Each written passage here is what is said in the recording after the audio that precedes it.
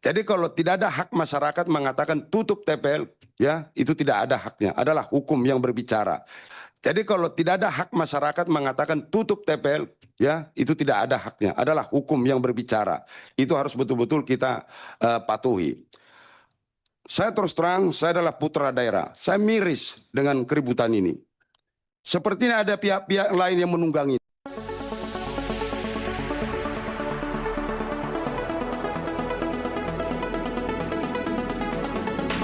Langsung ke Partai Golkar, kami persilakan. Ada 3 orang dari Partai Golkar. Yang pertama, ya Pak Umbu. Ya, kalau usul tulang rapidin 3-3 ngomong kan.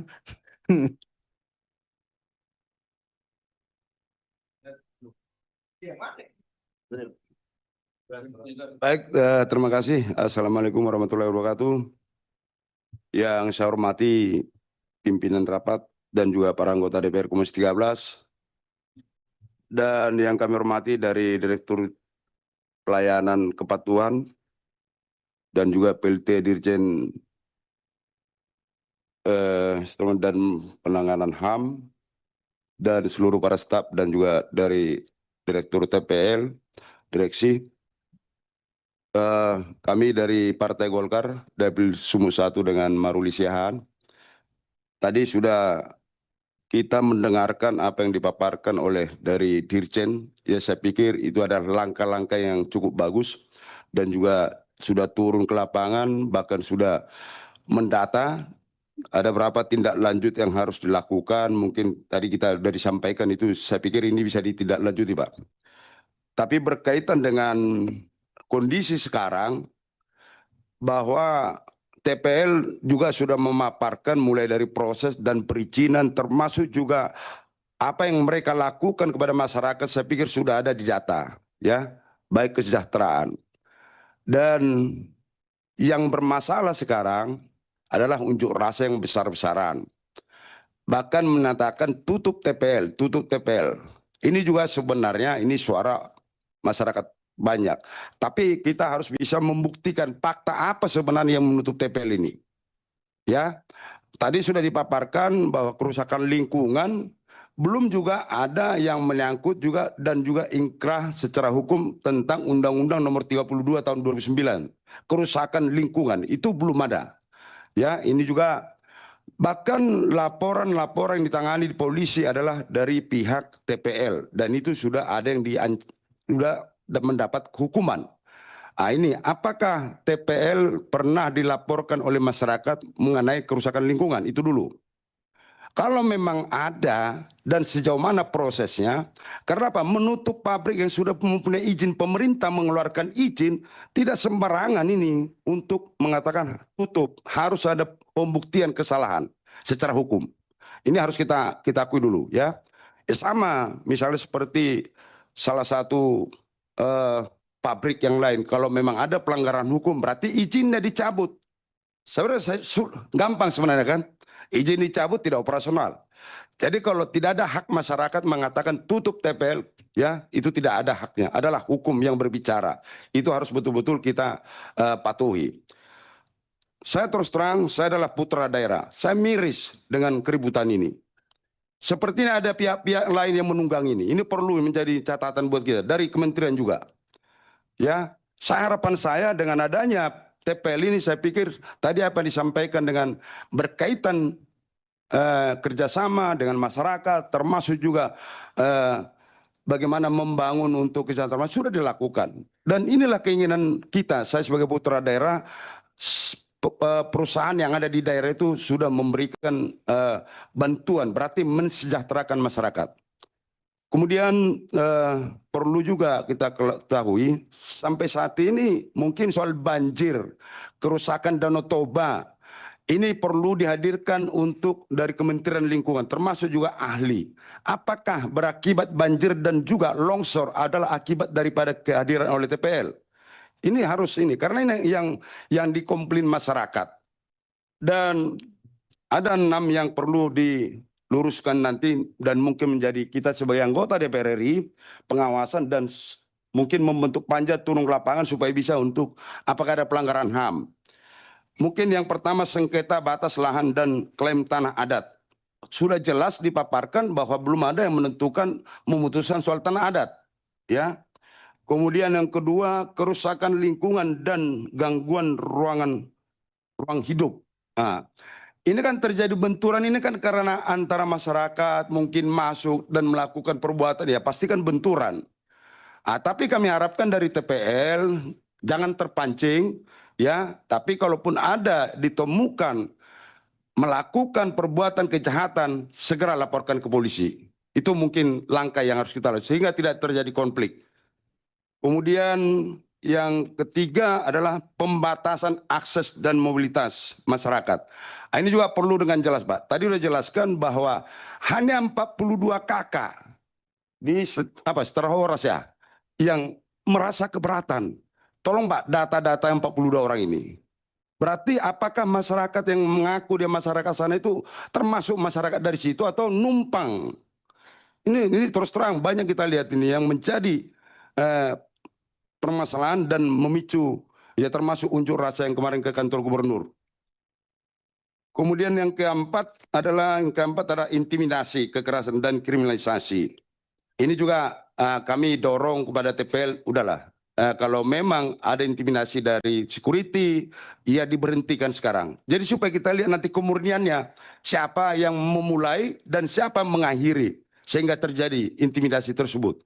Jadi supaya ada manfaatnya pertemuan kita untuk hari ini Pak, tolong nanti disarankan jangan terpancing, ya jangan terpancing, ya upayakanlah untuk solusi seperti apa yang disampaikan oleh Pak Rapidin tadi, bagaimana solusi yang terbaik. Kemudian yang kelima, konflik horizontal antara kelompok masyarakat. Ini juga perlu, tadi sudah dipaparkan kerusakan, termasuk juga mereka yang melakukan bahkan sudah ada putusan hukum 2 tahun, 1 tahun dihukum. Tapi dari pihak TPL sampai sekarang belum ada pengaduan, dilaporkan oleh masyarakat. Saya juga belum tahu. Ya tadi disampaikan loh dari HAM tadi ada LP yang ditangani oleh pihak polisi. Mohon Pak nanti dicek itu siapa korbannya, siapa yang buat laporan. Ya supaya bisa nanti ada keseimbangan yang berkaitan dengan peristiwa ini. Kemudian krisis kepercayaan warga terhadap pemerintah dan juga TPL. Disebutkan bahwa pemerintah atau dari pihak masyarakat tidak percaya lagi pada pemerintah. Ini juga perlu kita tindak lanjuti. Jadi yang jelas penulisan ini mungkin harus segera pimpinan kita tangani supaya jangan terjadi lagi suatu permasalahan yang sangat besar. Dan mungkin terakhir, karena ini adalah berbagai pemerintah, Kementerian Lingkungan dan Kementerian Kehutanan, termasuk juga mungkin tenaga kerja, ini juga perlu mungkin ya kerjasama bagaimana supaya mereka ikut dilibatkan apakah Pokja atau untuk ikut menangani. Ini mungkin yang bisa kami sampaikan. Sekian dan terima kasih. Wassalamualaikum warahmatullahi wabarakatuh. Waalaikumsalam. Jadi Pak Dirjen, ini empat-empatnya ini marga semua ini kan. Siaan, Sibarani, Simbolon, Storus. Kan? Sebetulnya kalau mereka damai berempat, damailah yang di sana itu kan. Saya pikir kita lanjut ya. Pak Sibarani ada tambahan? Ini dari Golkar juga. Nanti Pak Umbu. Silakan Pak Sibarani. Ya, terima kasih pimpinan. Pimpinan yang saya hormati, para anggota Dewan Komisi 13 yang saya hormati, dan Pak Dirjen, Bu Dirjen, serta pimpinan TPL. Pertama, tentu saya memberikan apresiasi terhadap langkah-langkah tim gabungan pencari fakta. Saya kira cukup cepat, telah melakukan visit, mendengar, dan termasuk tindak lanjut yang lain. Nah, ada hal yang ingin saya pesankan kepada tim TGPF ini. Yang pertama tadi sudah disampaikan bahwa TGPF ini memang tidak bisa berdiri sendiri, jadi harus melibatkan kementerian dan lembaga yang terkait, Pak. Itu yang pertama. Yang kedua, di dalam memastikan mereka yang bersengketa dari apa yang telah dipaparkan oleh rapat sebelumnya, pada waktu kami menerima masyarakat, kemudian berikutnya juga oleh hasil TGPF dan terakhir dari PT TPL, menurut saya yang perlu ditekankan oleh tim TGPF ini adalah memastikan bahwa pihak-pihak yang bersengketa itu adalah pihak-pihak yang memiliki dasar hukum yang jelas. Ya, contohnya misalnya kalau PT Toba Pulp Lestari ini perizinannya bagaimana? Mungkin saya kira itu lebih mudah prosesnya karena lebih interdep. Yang kedua, masyarakat yang protes. Betul nggak itu masyarakat yang terdampak? Betul nggak ber-KTP dan tinggal di lokasi yang sedang diperjuangkan? Ya, mengenai tanah adat pun demikian. Ya, kemudian ada potensi konflik horizontal dengan mereka yang mendukung keberadaan TPL. Menurut saya, TGPF pun perlu melakukan pengecekan, memastikan ya pihak-pihak mana saja. Kalau dia pekerja, tentu ada tercatat di dalam data perusahaan. Kalau dia kontraktor, pemilik SPK, tentu ada bentuk kerjasamanya. Kalau dia mitra plasma, seperti tadi yang sudah dipaparkan, tentu ada SPK atau penjelasannya. Nah, sehingga kita tidak diadu domba oleh pihak-pihak yang mungkin punya kepentingan lain dalam hal ini. Tadi saya menggarisbawahi ada pada tahun tertentu ya, ada NGO yang mulai mendampingi. Ya, menurut saya ini juga menjadi catatan kita pimpinan dan para anggota dewan. Karena menurut saya salah satu potensi yang memungkinkan untuk terjadinya konflik-konflik seperti ini itu bisa dilakukan oleh pihak ketiga yang punya kepentingan dan bahkan mungkin ada orang di belakangnya itu. Ya.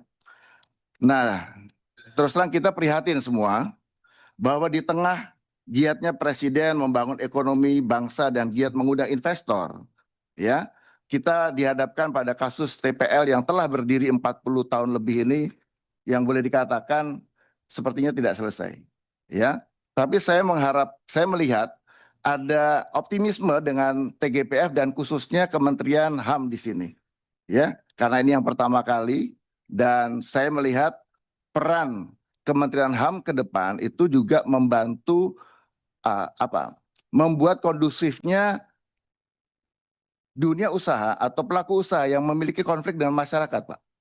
Jadi TPL ini merupakan contoh kasus yang mungkin bisa kita duplikasi ke depan ya untuk penyelesaian masalah antara dunia pelaku usaha dengan masyarakat.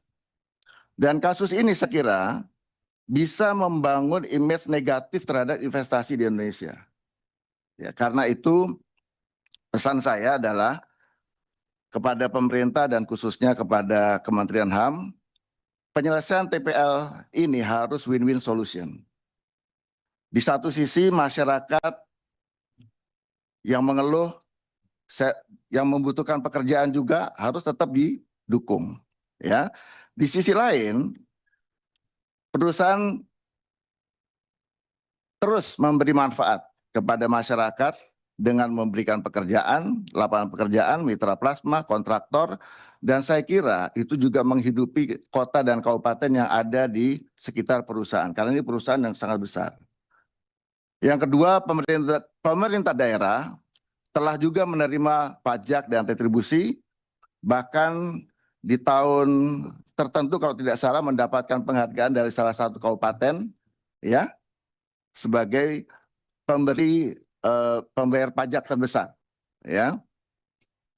Kemudian Pemda juga tentu mendapatkan manfaat karena giatnya kegiatan ekonomi di daerah karena adanya perusahaan ini. Nah, yang terakhir adalah negara. Tentu negara juga mendapatkan pajak, ya. Kalau ekspor juga menghasilkan devisa. Jadi sekali lagi mohon kepada Kementerian HAM dan khususnya TGPF menangani ini secara hati-hati dan tuntas agar persepsi investasi Indonesia di dunia internasional tetap terjaga. Saya Francisco Sibarani dari Dapil Kalimantan Barat 1, fraksi Partai Golkar. Terima kasih. Terima kasih pimpinan. Baik, ada lagi dari Golkar atau cukup? Ada Oh tambah ya, satu. silakan. Ya, Poin-poinnya yang lain ya, Bang ya? ya. Saya sudah Terima kasih pimpinan dan selamat siang rekan-rekan dari Kementerian HAM dan PT Toba Pulp Lestari. Jadi saya sudah melihat kita DPR sini kan bagaimana mendengar semua masukan dan juga TPGF kita yang terpenting adalah menjadi solusi ke depan. Solusi ke depan. Karena kita tidak bisa pungkiri bahwa pemerintah butuh investasi, khususnya industri ini. Kalau saya melihat pemaparan dari PT Toba tadi, dengan kemitraan-kemitraan yang sudah begini banyak, dan juga ada CSR juga selama ini yang sudah keluarkan cukup signifikan. Tapi yang saya mau fokuskan adalah total konsesi itu kan 167.000 sekian hektar. Yang sudah sekian puluh tahun, 30 tahun lebih, ini yang baru digunakan sekitar total 58.158 hektar. Nah ini bagaimana komitmen dengan investasi kepada pemerintah dengan luasan 167, ini baru yang dipergunakan belum sampai 50%. Ini jauh daripada 50%, bahkan baru 30% lebih. Nah ini perlu dipahami juga, ini adalah komitmen dengan pemerintah terhadap target usaha dengan luas konsesi yang dibutuhkan. Kenapa saya katakan begini? Karena kalau yang sudah dipergunakan sekitar 58.000 sekian ini, sudah berdampak kepada masyarakat sekitar. Dengan adanya mitra, kelompok tani, dan kepala keluarga yang sudah terdampak secara ekonomi. Tetapi jika komitmen pada pemerintah dengan luasan total 167.000 ini terpenuhi, saya rasa permasalahannya akan teratasi gitu loh. Ini butuh penjelasan daripada PT, bagaimana target investasinya sampai sejauh ini. Ini kan kalau 30 tahun sudah berjalan, dengan hanya 30% total kawasan yang diberikan, dipergunakan, ya ada kerugian juga bagi pemerintah. Begitu loh. Berarti ada sekitar 70% aset negara ini yang nganggur, tidak dipergunakan atau bagaimana gitu. Kita butuh penjelasan. Supaya tujuan dari investasi ini membantu negara atau pemerintah daerah setempat bisa tercapai dengan kesepakatan komitmen untuk penggunaan luas kawasan yang sudah diajukan. Karena pemikiran kami, kalau memang tidak mampu dilakukan optimalisasi penggunaan lahan, ya harus dibicarakan. Apa butuh investasi baru, atau sudah sekian aja jumlah investasi pada lahan yang 58.000 hektar itu. Supaya pemerintah juga punya gambaran pemberian konsesi lahan dengan tujuan investasi agar maksimal tercapai. Kedua, tentang tapal batas lahan konsesi. Nah ini sangat penting ini. Saya juga heran ya, ini kan luas konsesi kan sudah diberikan oleh izin oleh pemerintah. Tapi kalau tapal batas ini tidak jelas, ini menjadi permasalahan. Kenapa sampai muncul permasalahan ketidakjelasan tapal batas? Nah ini juga bisa dimanfaatkan oleh masyarakat sekitarnya atau masyarakat-masyarakat lain yang dipandang bahwa lahan-lahan tersebut tidak bertuan. Nah ini masalah. Jadi kalau masyarakat sudah terlanjur masuk, muncul permasalahan kemudian hari, jangan salahkan masyarakat. Karena baik PT, ini kita butuh penjelasan. Kok sampai tapal batas tidak jelas gitu loh. Nah, ini menjadi faktor utama. Terus ketiga, hasil pertemuan kita kemarin di Sumatera Utara, apa saja yang sudah dilakukan, Pak? Dari kesepakatan kita. Baik portal itu apa sudah dibuka, sudah bisa akses masyarakat masuk kepada wilayah-wilayah pertanian mereka, dan juga lahan sudah seberapa lahan yang diberikan kepada masyarakat. Dan kita butuh peta juga, masyarakat minta di bagian mana. Kita kan tidak tergambar ini. Tidak tergambar ini peta banyak ini. Tapi mana masyarakat yang bersinggungan dengan kepentingan masyarakat? Supaya kita tahu gitu loh. Apa lahan tersebut itu sudah bagian dari 58.000 hektar atau bagian dari 70 sekian persen dari luas konsesi yang tidak dipergunakan, berarti harus ada kebijakan untuk bagaimana memanfaatkan lahan yang tidur tersebut untuk kepentingan bersama. Ya, Pak Dirut atau Pak Komisaris, ini yang saya tekankan terhadap lahan-lahan tidur yang tidak tergarap. Lebih mendetail lagi mungkin suatu ketika kalau diputuskan oleh pimpinan, kita perlu meninjau langsung ke sana, Pak. Supaya kita tahu ada gambaran ini, kita di atas kertas ini susah nih. Susah, ya. Terima kasih. Mungkin begitu di pimpinan.